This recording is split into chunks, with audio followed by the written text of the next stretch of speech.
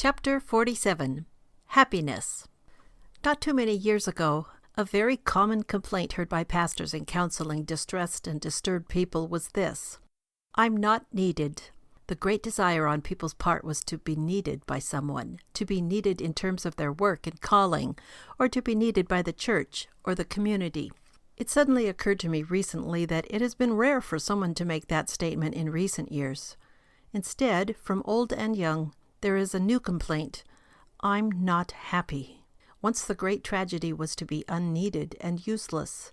Now, it seems to be a social attainment to be useless, retired, or sufficiently rich to live without working. To be useless is now a happy luxury. The Puritans used to preach regularly on the great sin of idleness. Now, idleness is a popular goal and something many long for. The evil is to be unhappy. The fact is that nothing evades men more when they search for it than happiness. Happiness cannot be a goal in itself. It is a byproduct of other things. When we do our work well and find it rewarding, we are happy. When we are godly and honorable in our relationships with our loved ones and others, it adds to our happiness. Happiness is not a goal, but a payoff for work well done towards a worthy goal.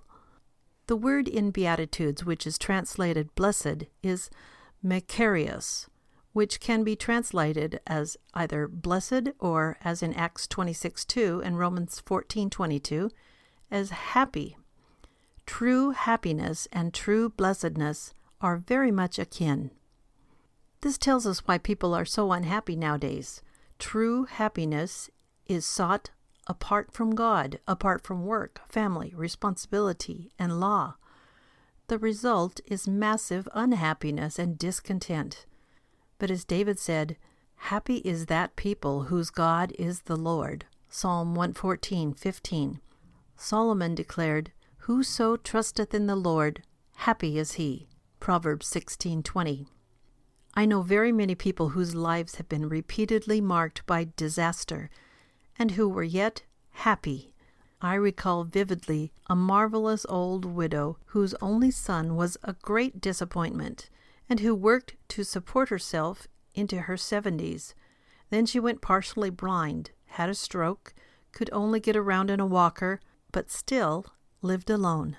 She enjoyed her talking books and was a delight to visit, and her joyful faith is something to remember now that she is gone. She never complained that she was unhappy. She thanked God for a good life and for what she still had. "My ears are as young as ever," she said, "and I can listen to my talking books." She was happy because she had found blessedness in the Lord, and she was in all things grateful. What are you unhappy about?